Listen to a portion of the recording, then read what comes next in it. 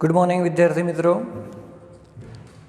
So last time આપણે સંક્રાંતિ ધાતુ એટલે શું, ઝિંક, કેડમિયમ, મર્ક્યુરીને સંક્રાંતિ ધાતુ નથી ગણવામાં આવતા, એના વિશે આપણે ચર્ચા કરી હતી, બરાબર। આજના લેક્ચરમાં આપણે જોવાના છે કે સંક્રાંતિ ધાતુઓમાં આયનીય અને પરમાણવીય કદમાં ફેરફાર કઈ રીતે થાય છે, ટ્રેન્ડ શું છે। આપણે એક વસ્તુ જાણીએ છીએ કે જે આપણે 11મા ધોરણના ત્રીજા ચેપ્ટરમાં ભણી ગયા હતા કે આવર્ત કોષ્ટકમાં ડાબીથી જમણી બાજુ તરફ જતા શું થાય છે, પરમાણવીય કદ અથવા તો ત્રિજ્યાની વાત કરીએ તો તે ઘટતી જાય છે, બરાબર। અહીંયા શરૂ કરતાં પહેલાં આપણે એક ટોપિક લઈ લઈએ છીએ, સમજીએ છીએ કે સામાન્ય ઇલેક્ટ્રોન રચના જો આપણે જોઈએ,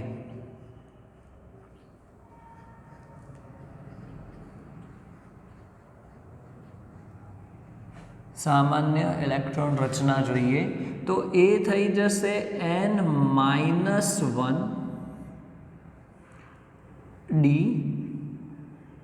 1 to 10 અને ns2।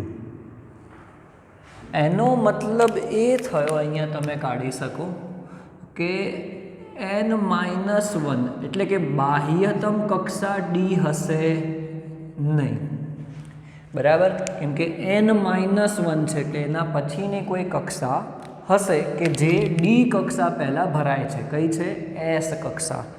તો જો આપણે બતાવવું હોય, સિમ્પલ જો આપણે અહીંયા લખવું હોય કે આ પરમાણુ કેન્દ્ર લઈ લઈએ, આ પહેલી કક્ષા, બીજી કક્ષા,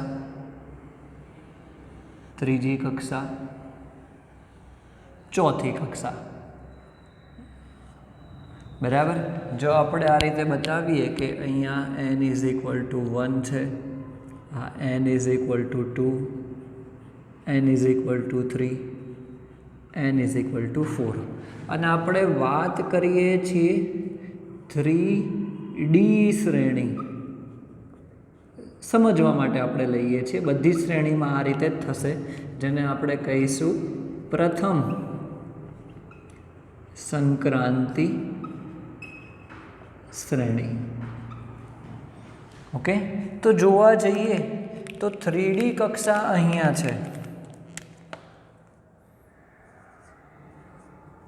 के ज्यां इलेक्ट्रॉन भराय छे कंटिन्यूअस, अने 4s कक्षा अहींया छे के जे पहलेथी भरावी चूकी छे, बराबर, भराई गई है, ए पछी 3D में इलेक्ट्रॉन आवे छे। એટલે પહેલા તો એ જુઓ કે 3D એ અંદરની કક્ષા છે, બાહ્યતમ કક્ષામાં ઇલેક્ટ્રોન નથી આવતા, 3D એ આંતરિક ડી કક્ષામાં ઇલેક્ટ્રોન ભરાય છે, એ જુઓ।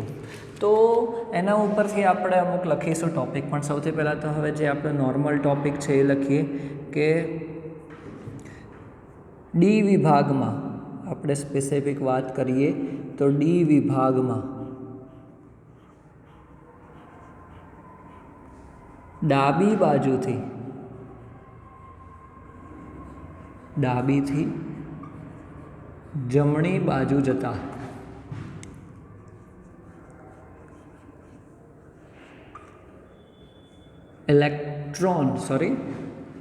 પરમાણવીય કદ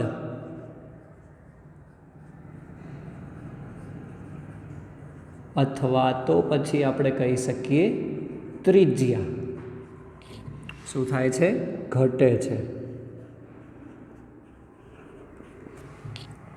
આ આપણું એક સેન્ટેન્સ છે કે ડી વિભાગમાં ડાબીથી જમણી બાજુ તરફ જતાં શું થાય છે, પરમાણવીય કદ ઘટે છે।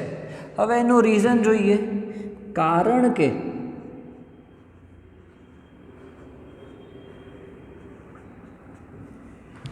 શું થશે કે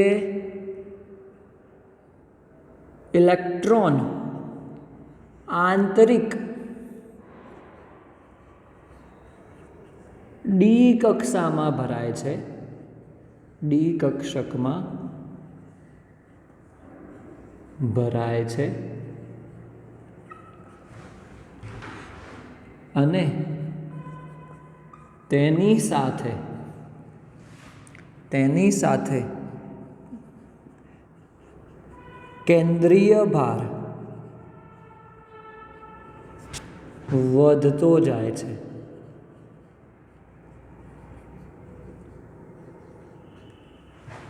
બરાબર. અને બીજી એક અગત્યની ખાસ વસ્તુ આપણે જાણીએ છીએ કે તથા ડી કક્ષકની શિલ્ડિંગ અસરની પ્રબળતા અથવા તો શિલ્ડિંગ અસરની પ્રબળતા ઓછી છે. બરાબર. શિલ્ડિંગ અસરની પ્રબળતા ઓછી છે. આથી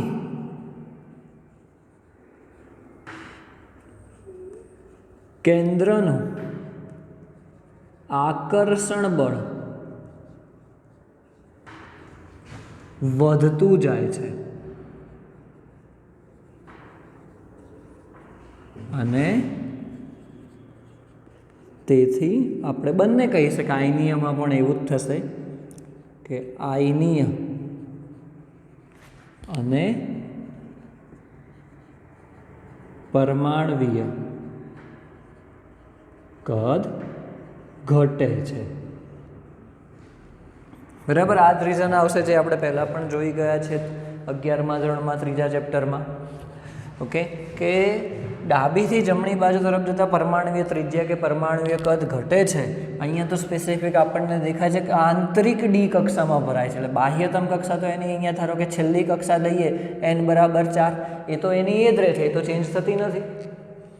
બરાબર. પણ એની સાથે કેન્દ્રનો વીજભાર વધતો જાય છે. તો કેન્દ્રનો વીજભાર વધતો જશે તો કેન્દ્રનું આકર્ષણ બળ પણ વધતું જશે, એનું સ્થિર વિદ્યુતીય આકર્ષણ બળ પણ વધતું જશે. એ વધતું જશે તો પછી શું થશે? ત્રિજ્યા ઘટશે, એટલે કે કદ ઘટશે. આયનમાં પણ સેમ એ જ રીતે થશે. બરાબર. તો સિમ્પલ છે સમજવાનું. તો પણ હવે આપણે શું કરવાનું છે કે હવે આપણે કમ્પેર કરવાનું છે કે ડી કક્ષા 3D શ્રેણી પ્રથમ સંક્રાંતિ શ્રેણી છે, દ્વિતીય સંક્રાંતિ શ્રેણી લઈએ, તૃતીય સંક્રાંતિ શ્રેણી લઈએ, આપણે એને કમ્પેર કરીએ. તો આપણે નેક્સ્ટ ટોપિક એવો લઈએ છીએ કે પ્રથમ, દ્વિતીય અને તૃતીય સંક્રાંતિ શ્રેણી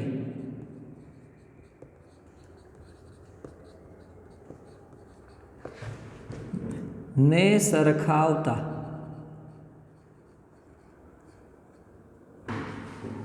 બરાબર આપણે શું કરીએ છીએ? પ્રથમ સંક્રાંતિ શ્રેણી, દ્વિતીય સંક્રાંતિ શ્રેણી અને તૃતીય સંક્રાંતિ શ્રેણીને સરખાવીએ છીએ. તો જો આપણે અહીંયા જોવા જઈએ તો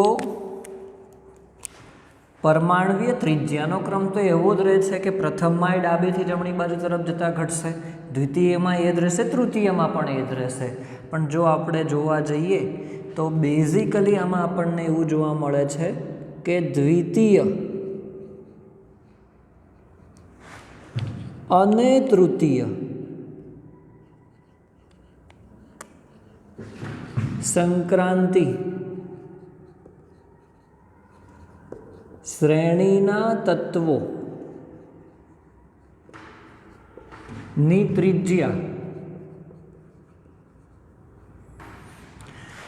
લગભગ સમાન જોવા મળે છે.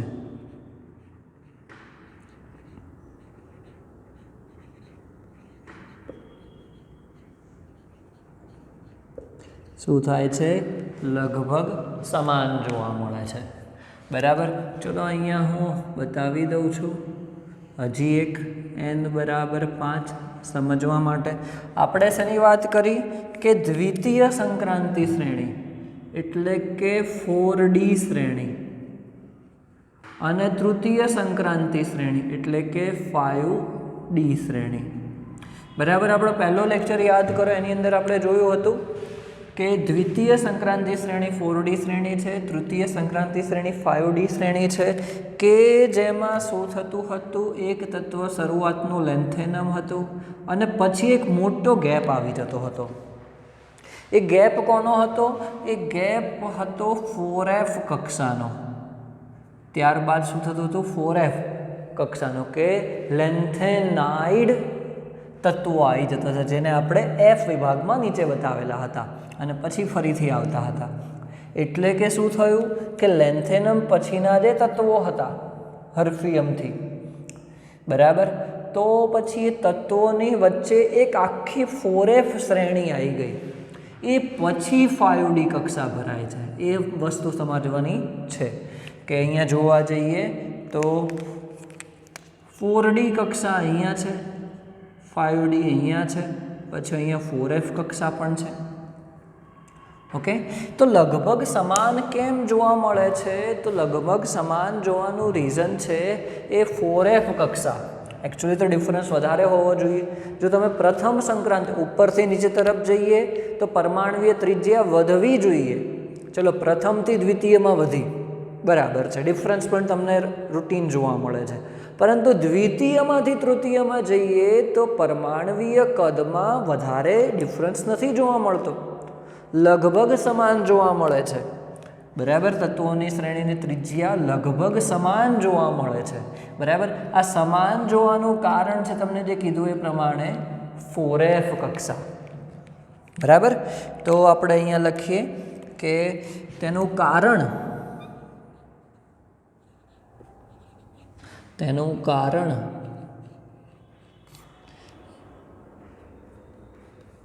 4F કક્ષા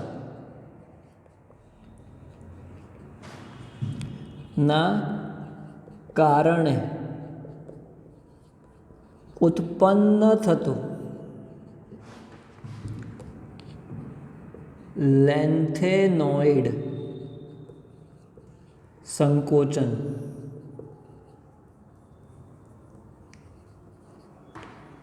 છે. તેનાથી ઉત્પન્ન થતું લેન્થેનોઇડ સંકોચન છે. કે શું થાય છે કે હજી આંતરિક ડી કક્ષામાં, આંતરિક F કક્ષામાં ઇલેક્ટ્રોન આવવાના કારણે કેન્દ્રીય વીજભાર એટલો વધી જાય છે, પણ બાહ્યતમ કક્ષા તો એની જ રહે છે. અહીંયા 5D હતી, 5D સિરીઝમાં. ઓકે, એકચ્યુઅલી તો જોવા જઈએ તો 5D અને 6S થશે. તો એ પહેલાં 4Fમાં ઇલેક્ટ્રોન આવી ગયા, એના કારણે કેન્દ્રનો વીજભાર એટલો વધી ગયો, જેના કારણે શું થાય છે કે બાહ્યતમ કક્ષાનું અંતર છે એટલો બધો ફેરફાર નથી થતો, તો આકર્ષણ બળ વધી જાય છે, તો ત્રિજ્યા ઘટી જાય છે. તો એનું કારણ શું છે? એ 4F કક્ષકના કારણે ઉત્પન્ન થતું લેન્થેનાઇડ સંકોચન છે. દાખલા તરીકે આપણે જોઈએ કે દ્વિતીય સંક્રાંતિ શ્રેણીનું ઝિંક્રોનિયમ અને તૃતીય સંક્રાંતિ શ્રેણીનું હર્ફિયમ. બરાબર, દાખલા તરીકે ઝિંક્રોનિયમ ZR, બરાબર, એની ત્રિજ્યા 160 પિકોમીટર જોવા મળે છે. અને જો આપણે એની સામે લઈએ હર્ફિયમ, એની ત્રિજ્યા 159 પિકોમીટર જોવા મળે છે. બરાબર, આ કયો થઈ જશે? દ્વિતીય શ્રેણી અને આ તૃતીય શ્રેણી. અહીંયા વસ્તુ સમજવા જેવી છે, તમે એ જ વસ્તુ જુઓ કે દ્વિતીય શ્રેણી અને તૃતીય શ્રેણી જો જોવા જઈએ તો ત્રિજ્યા લગભગ સમાન થઈ. આપણે એને ફરી વખત સમજીએ કે ઉપરથી નીચે તરફ જતાં પરમાણુય કદ વધવું જોઈએ. બરાબર, આપણા રૂલ પ્રમાણે વધે પણ છે. પ્રથમ કરતાં દ્વિતીય એનું કદ વધારે છે. દ્વિતીય અને તૃતીયમાં સરળ સામ્યતા કેમ જોવા મળે છે એ આપણે ફરી વખત અહીંયા સમજીએ, થોડું વધારે વિસ્તૃત મોટી ફિગર ડ્રો કરીને.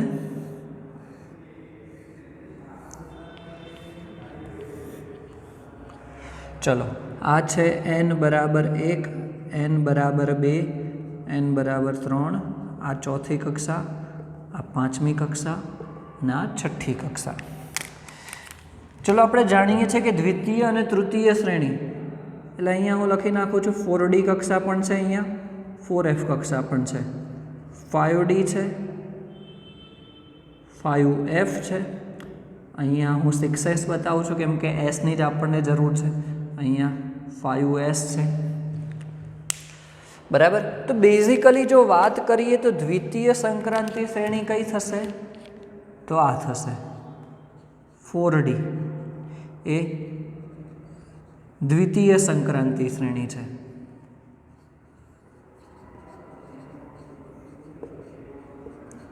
અને n બરાબર 5 જેને આપણે શું કહીએ છીએ, તૃતીય શ્રેણી, તૃતીય સંક્રાંતિ શ્રેણી, બરાબર.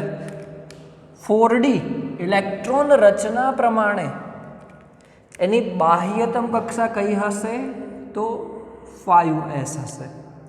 અને 5D માટે એની ઇલેક્ટ્રોન રચના પ્રમાણે એના કરતાં એક વધારે હશે, તો એની ઇલેક્ટ્રોન રચના શું હશે, એની ઇલેક્ટ્રોન રચના હશે એ 6S માં, બરાબર. તો બેઝિકલી હવે અહીંયા જોવા જઈએ તો 4D માં ઇલેક્ટ્રોન ભરાતો હોય પછી ડાયરેક્ટ 5S માં જાય છે, બરાબર, વચ્ચે કોઈ બીજી આવતી નથી. પરંતુ તૃતીય શ્રેણીમાં શું થાય છે, તૃતીય શ્રેણીમાં વચ્ચે 4F કક્ષા આવી જાય છે. આપણે આઉફ-બાઉનો નિયમ જોઈશું ઉર્જાના આધારે. તો 4F કક્ષામાં એટલે પહેલાં 6Sમાં ઇલેક્ટ્રોન જતા પહેલાં, સોરી 6Sમાં તો ઇલેક્ટ્રોન જતો રહ્યો, 6Sમાં 2 ઇલેક્ટ્રોન ભરાઈ ગયા 6S2, પછી 5D પહેલાં 4Fમાં આવે છે, 4F 14 થઈ જાય એ પછી 5Dમાં ઇલેક્ટ્રોન જાય છે. એનો મતલબ કે દ્વિતીય શ્રેણીમાં તો 4F કક્ષા હતી જ નહીં, પણ તૃતીય શ્રેણીમાં શું થાય છે, 4Fમાં ઇલેક્ટ્રોન પહેલાં આવે છે પછી 5Dમાં જાય છે.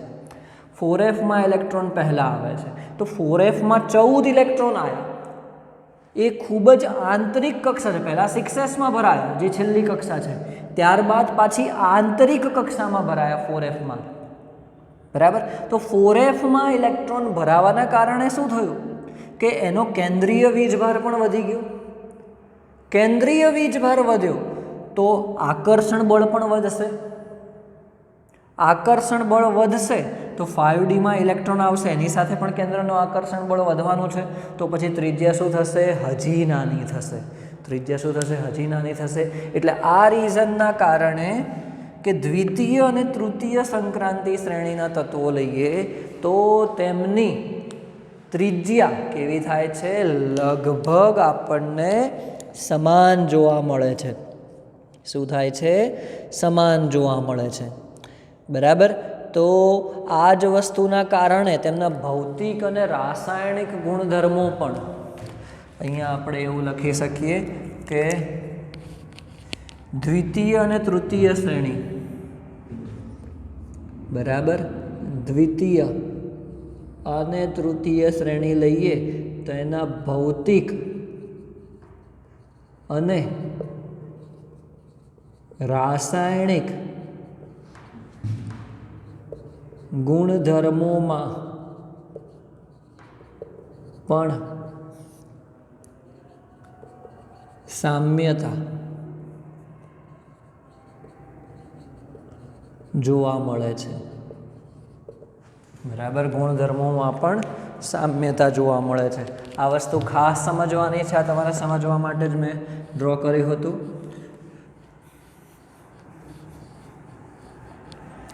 બરાબર.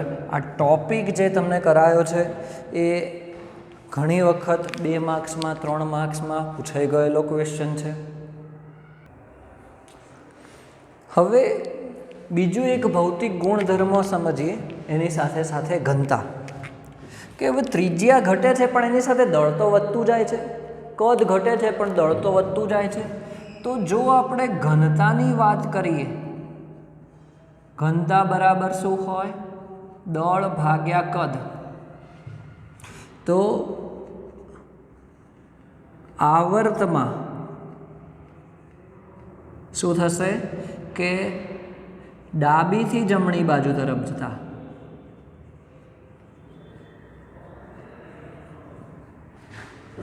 કદ ઘટે છે અને દળ વધે છે તો પછી શું થશે ફાઇનલ? એના કારણે ઘનતા વધે. શું થાય? ઘનતા વધે. બીજું એ સિવાય એક ક્વેશ્ચન ખૂબ જ ઇમ્પોર્ટન્ટ છે જે છે લેન્થેનોઇડ સંકોચન. બરાબર, એ આપણે જોવાનું છે, પણ આપણે જોઈશું આગળ કે એકચ્યુઅલી શું છે લેન્થેનોઇડ સંકોચન, જેના કારણે સંક્રાંતિ ધાતુઓમાં આયની અને પરમાણવીય કદમાં ફેરફાર જોવા મળતો હોય છે. બરાબર, અત્યારે ફક્ત આટલું તમને જે સમજાયું છે એને યાદ રાખવા ટ્રાય કરો, સમજવા માટે ટ્રાય કરો. બરાબર, વિડીયો 2 થી 3 વખત જોજો. ના ખબર પડે તો પછી મેસેજ કે કોલ કરીને પૂછજો. ઓકે, ચલો, થેન્ક યુ.